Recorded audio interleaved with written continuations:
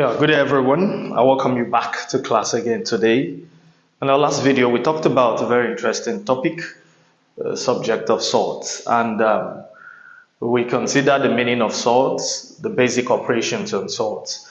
I think we just stopped at the second lesson objective in that class, and we said we're going to continue with the remaining objectives. So we have tried to expand the scope of this topic to also cover rationalization of sorts and conjugate sorts. We will get straight into it so we don't waste any more time because we have so much to do as well. So we'll go into simplification of single sorts immediately. Examples of single sorts are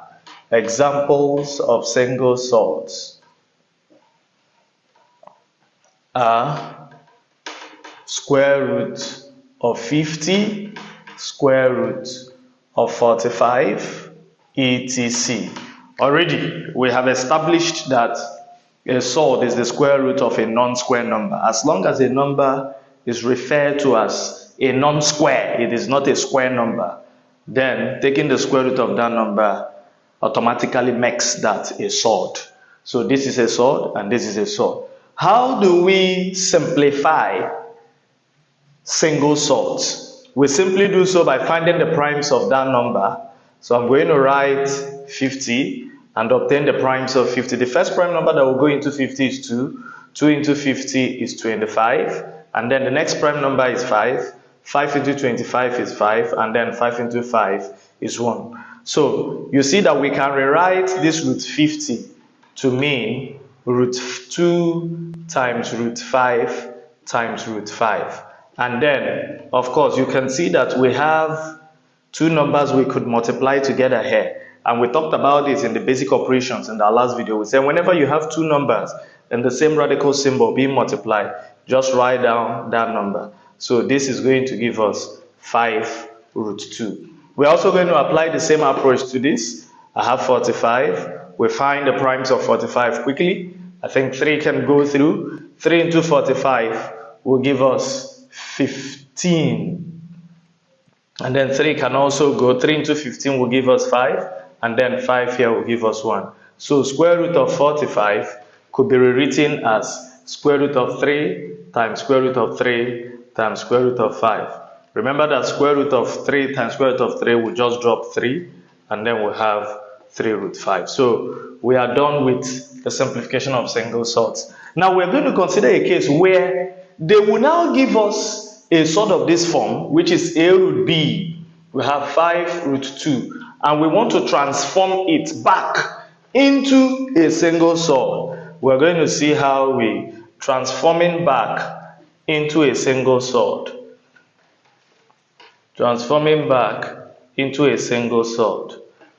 There's a simple formula we usually use to transform sorts of the form a root b into a single sort. So whenever you are given a root b, the way to go about it is put up a long square root and then square the number outside, multiply it by the 1 inside. So we are going to now have that 5 root 2 is going to be 5 squared times 2, which will give us square root of 25 times 2, which is square root of 50. So this is just as good as it gets. We can also do the same with this 3 root 5. If you are given 3 root 5, to convert it into a single sort, just put it in a single square root, square that number outside. We're going to have 3 squared, then multiply with the number that is inside that radical symbol. So we're going to have 9 times 5, which is root 45. I'm sure you could also try out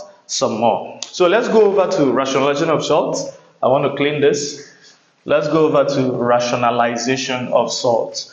What does it mean to rationalize sorts? Rationalization of sorts. What does it mean to rationalize sorts?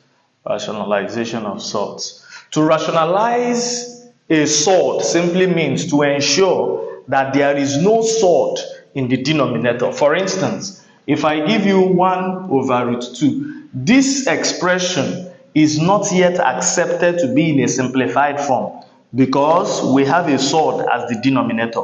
So you must do everything possible to make sure that your denominator does not contain a surd. The process of ensuring that the denominator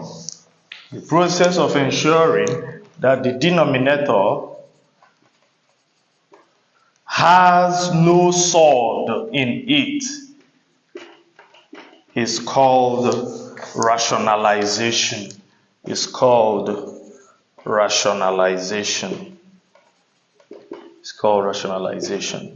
Now, for example, like we gave on the board, 1 over root 2. How do we rationalize a surd? We multiply the numerator and the denominator by that surd. So we're going to have times root 2 all over times root 2. We multiply out 1 times root 2 is root 2, and root 2 times root 2 is 2. So we have rationalized this. You can see that this expression doesn't have any denominator again there. Let's also take another example.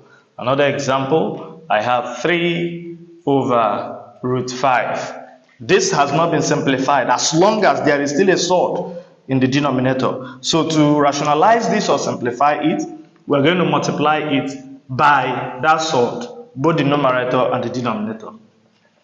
So we're going to have 3 times root 5 is 3 root 5, and root 5 times root 5 is 5. And then the final thing there we have from our scope is conjugate surds. We're just going to run through that. Conjugate surds. Conjugate surds are usually surds of the form. They are usually surds of the form a plus root b or a minus root b. We usually say that the conjugate of this is just to change the sign in the middle there, and the conjugate of this is also to do the reverse sign, which is this one. So whenever you are given a surd of this nature, 2 plus root 3, the way to rationalize this is to multiply both the numerator and the denominator by the conjugate, which is 2 minus root 3. So I'm going to say 2 minus root 3 all over 2 minus root 3. Let's see what we have. So we'll now multiply the numerator by the numerator. 1 times 2 will give you 2, minus 1 times root 3 will give you root 3. And then, of course, you use your FOIL method. I already taught you this FOIL to multiply this. This is the first terms. 2 times 2 will give you 4. This is the outer terms. 2 times minus root 3 will give you minus 2 root 3. This is the inner terms. Plus root 3 times 2 will give you plus 2 root 3. And then the last terms plus root 3 times minus root 3 will give you minus 3. This will turn to 0. Now we are now going to be left with 4 minus 3, which is 1. So our answer is going to be 2 minus root 3. I hope you enjoyed that lesson. Feel free to share, comment, and like our page, and also ensure that we have a wider reach of students who can watch our videos. I thank you for joining us today. God bless you.